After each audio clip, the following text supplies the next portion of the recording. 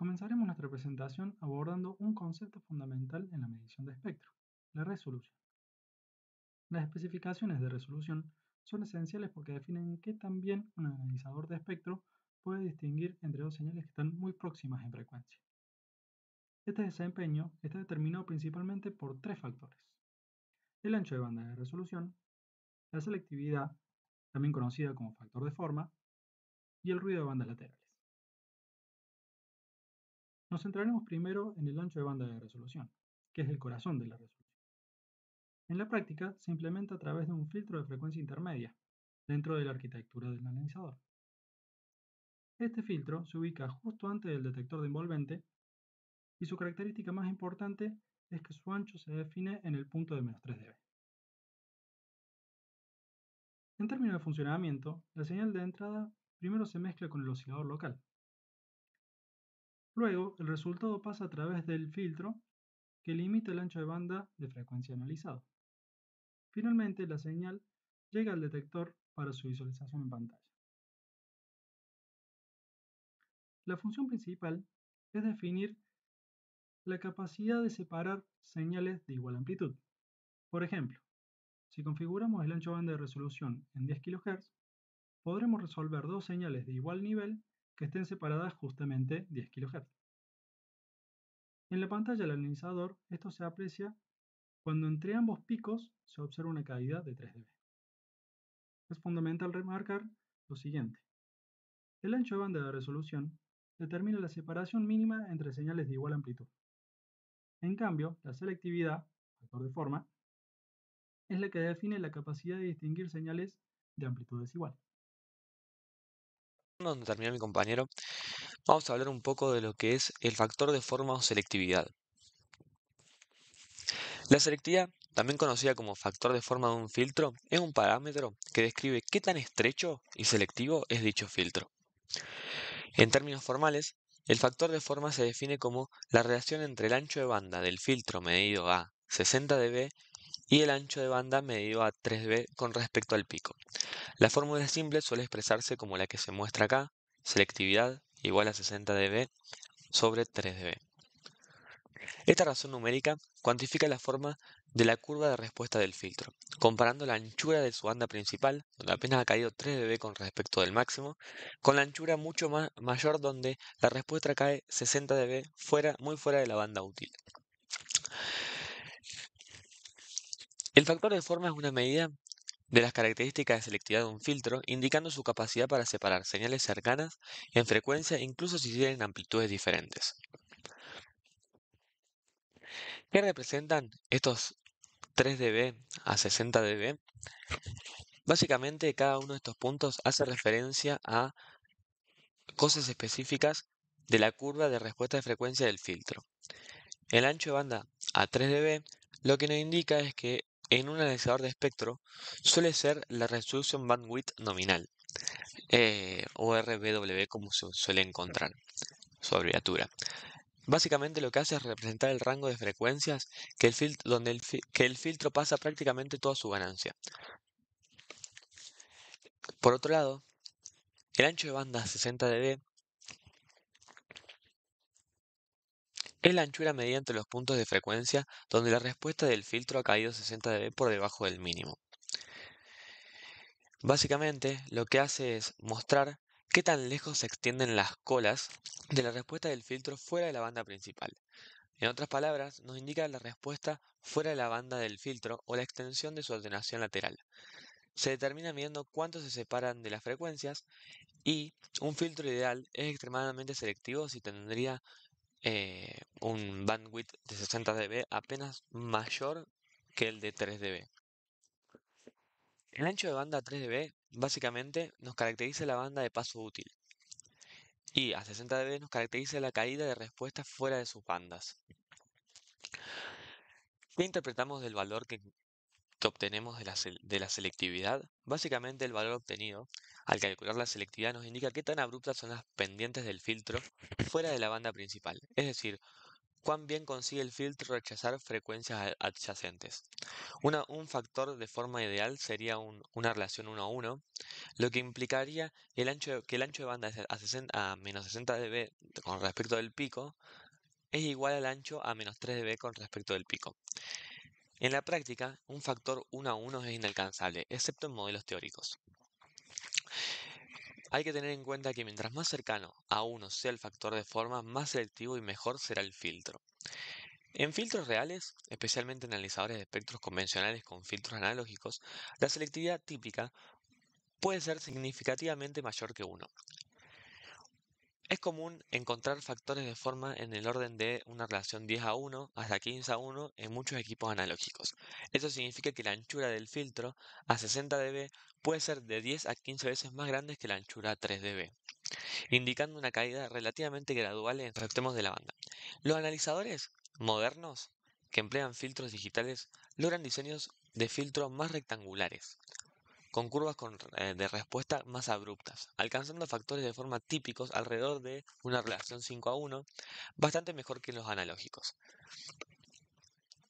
Para sintetizar un poco, un factor de forma pequeño implica una alta selectividad y un factor grande implica menor selectividad.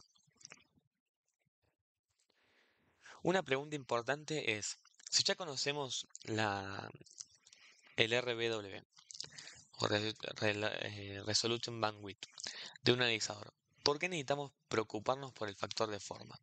La razón es que la Resolution Bandwidth por sí sola no garantiza la separación de señales cuando sus amplitudes difieren mucho.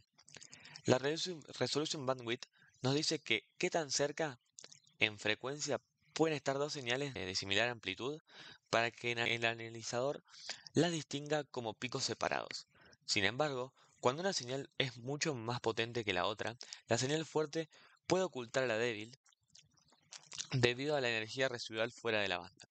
En estos casos, la pendiente de atenuación del filtro, reflejada en el factor de forma, juega un papel crítico.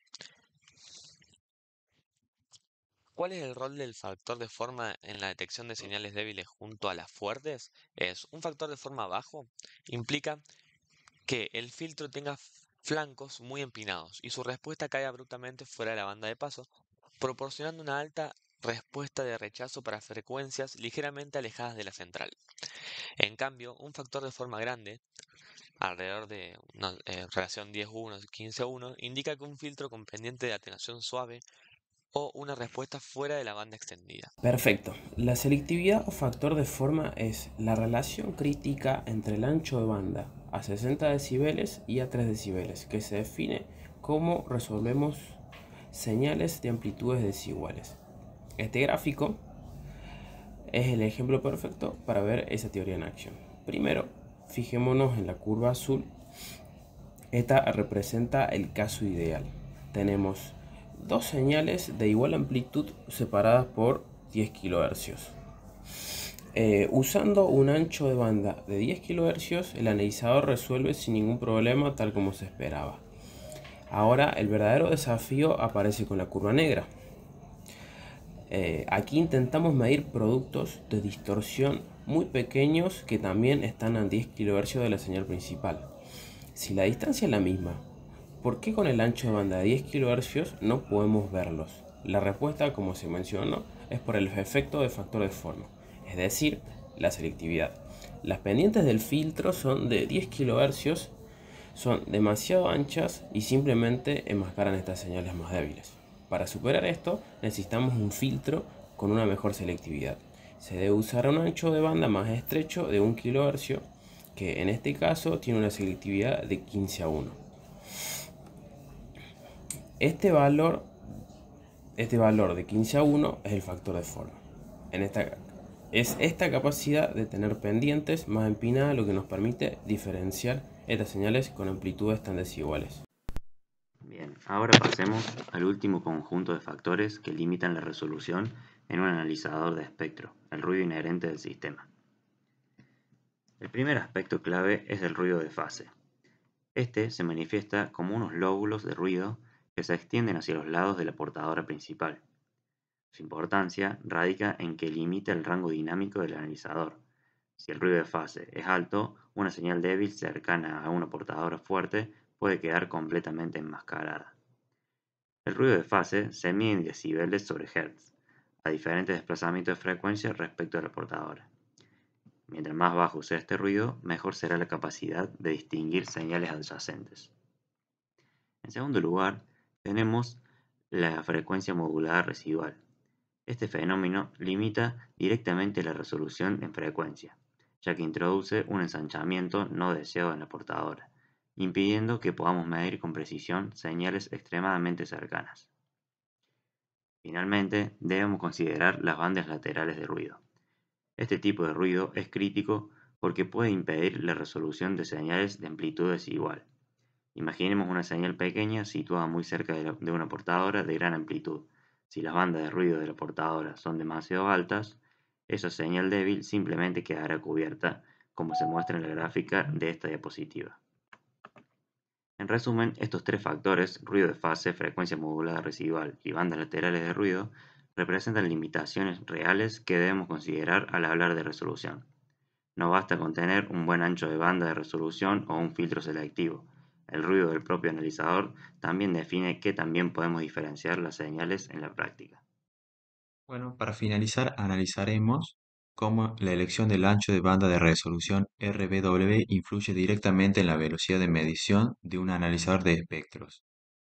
El RBW determina el tiempo de barrido, ST, es decir, el tiempo que tarda el analizador en recorrer todo el rango de frecuencias configurado.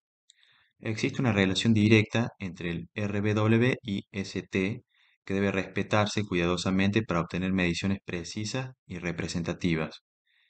Cuando el analizador realiza el barrido demasiado rápido, sin considerar adecuadamente el valor de RBW, los filtros de resolución no alcanzan a responder completamente a cada frecuencia.